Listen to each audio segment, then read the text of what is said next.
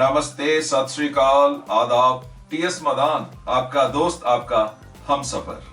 अगर हमारे कस्टमर्स हमारे ऊपर विश्वास नहीं करते हैं तो उसके लिए केवल हम ही जिम्मेवार हैं। अगर वो केवल उधार ही खरीदना चाहते हैं तो भी केवल हम ही रिस्पॉन्सिबल हैं। अगर उधार लेकर पैसे वापस नहीं करना चाहते तो भी उसका कारण हम ही हैं। अगर वो हमें इज्जत नहीं देते तो उसका भी कसूर हमारा ही है। और अगर हमारे साथ बार्गेनिंग करते हैं, हमसे रिबेट मांगते हैं, हमसे कमीशन मांगते हैं, तो उसके लिए भी दोषी केवल हम ही हैं। मैंने अपने फादर के बिजनेस में 2 सेल्समैन को ऑब्जर्व किया है। दोनों ने मेरे फादर को अप्रोच किया। दोनों एक ही प्रोडक्ट में डील करते थे, रोजिन, जिसे हम बरोजा या राल भी कहते हैं। दोनों के रेट भी सिमिलर थे, तो पापा ने दोनों से ही खरीदने का सोचा एंड दोनों को 10-10 टिन रोजिन भेजने का ऑर्डर प्लेस कर दिया। जब दोनों से पेमेंट टर्म्स पूछी गई तो एक ने कह दिया कोई चिंता नहीं है, जैसी आपकी कन्वीनियंस होगी वैसे दे देना। एंड दूसरे ने कहा 1 इनवॉइस एट 1 टाइम, यानी आपको एक ही इनवॉइस क्रेडिट पर मिलेगी। जब आपने दोबारा माल मंगवाना होगा तो दूसरी इनवॉइस रेज करने से पहले पिछली इनवॉइस की पेमेंट आ जानी चाहिए। एनीवेज, दोनों का माल आ गया और 1 महीने के बाद जब दोबारा माल की जरूरत पड़ी तो फिर दोनों को ही ऑर्डर प्लेस किया गया। पहले ने तो भेज दिया, कोई चिंता नहीं, अपनी कन्वीनियंस के मुताबिक जब मर्जी पे कर देना। जबकि दूसरे ने इनवॉइस रेज करने से पहले पिछली पेमेंट मांग ली। अब पेमेंट तो देनी ही थी। पहले सेल्समैन का कोई प्रेशर नहीं था, इसलिए उसको नहीं दी गई और दूसरे सेल्समैन की टर्म्स के मुताबिक उसको पे कर दिया गया। और इस तरह से करते करते कुछ महीनों के बाद पहले सेल्समैन का हमारी तरफ उधार बहुत ज्यादा हो गया और वो और माल भेजने से पहले बहाने लगाने लगा। जबकि दूसरा सेल्समैन हर महीने पिछली पेमेंट ले जाता और नया माल भेज देता। अल्टीमेटली पहले सेल्समैन ने हमें बैड पे मास्टर का नाम दे दिया, जबकि दूसरे ने हमें बेस्ट पे मास्टर और बेस्ट कस्टमर कहना शुरू कर दिया। तो सोचने की बात है कि हम बैड पे मास्टर कहे गए किसके कारण? उस सेल्समैन के कारण। और अगर बेस्ट पे मास्टर कहे गए तो भी एक सेल्समैन के कारण। हम तो वही थे, लेकिन सेल्समैन ने हमें डिफरेंट रूप दे दिया। क्या कहना चाहता हूं? आप जैसा कस्टमर को बनाओगे वो वैसा बन जाएगा। जैसा उसको बिहेव करने के लिए बोलोगे वो वैसा ही बिहेव करेगा। सोचना आपने है कि एक कस्टमर से आप कैसा ट्रीटमेंट चाहते हो। अगर चाहते हो कि विश्वास करे तो विश्वास करने योग्य एक्शंस करो। मैंने एक मेडिकल रिप्रेजेंटेटिव को भी क्लोजली ऑब्जर्व किया है। जब मैनेजर का प्रेशर आया तो डीलर को बहाने लगाए कि कंपनी ने एक स्पेशल डिस्काउंट ऑफर किया है, जितना भी स्टॉक आज मंगवा सकते हो उस पर 2% एक्स्ट्रा डिस्काउंट मिलेगा। डीलर ने ऑर्डर देने में रिफ्यूज कर दिया और तकरीबन 1 हफ्ते के बाद जब दोबारा ऑर्डर प्लेस करना चाहा तो वही 2% लेने के लिए इंसिस्ट किया।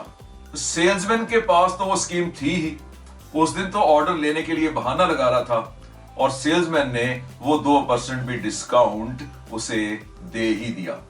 वाह, जो ऑफर केवल उसी दिन के लिए थी वो 5-6 दिन के बाद भी मिल गई और दूसरे महीने की क्लोजिंग पर भी डीलर ने वैसा ही रिएक्ट किया, यानी 5-6 दिन लेट खरीदने पर भी वो डिस्काउंट ले ही लिया।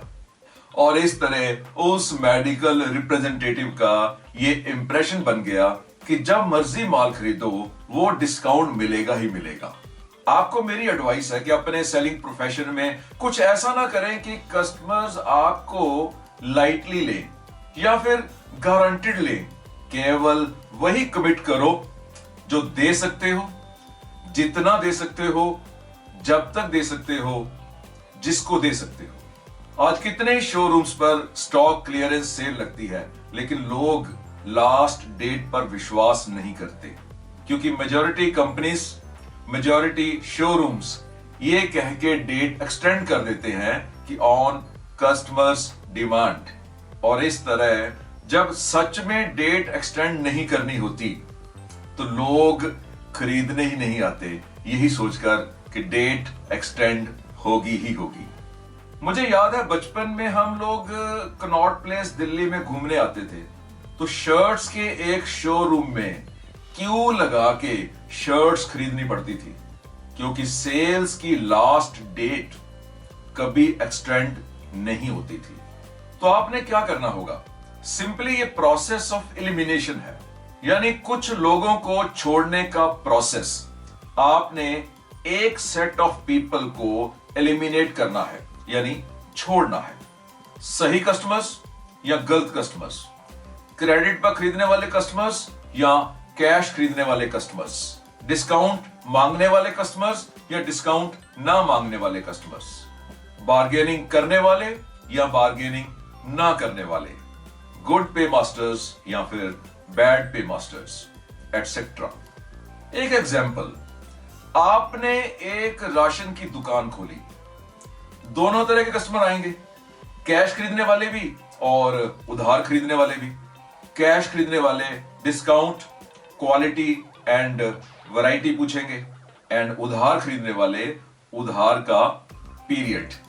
अगर आपने डिसाइड किया कि आपने केवल कैश ही बेचना है, अगर आपने कह दिया कि आप केवल कैश ही बेचते हो, तो उधार खरीदने वाले कस्टमर्स आना बंद कर देंगे और एक दिन आपकी दुकान पर केवल वही कस्टमर्स आया करेंगे जो केवल कैश खरीदते हैं।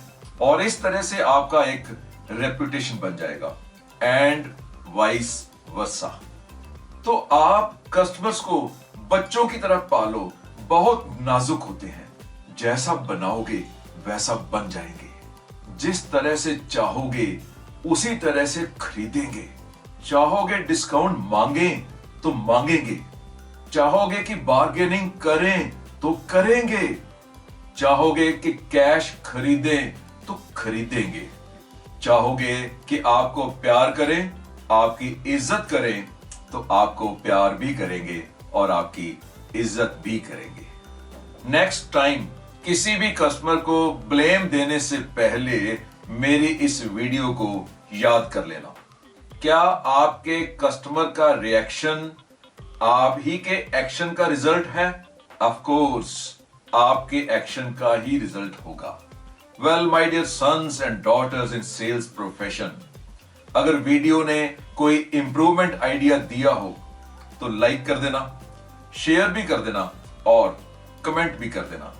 मैं आपके सभी कमेंट्स जरूर पढ़ता हूं। ऑल द बेस्ट, सीखते रहो, बढ़ते रहो।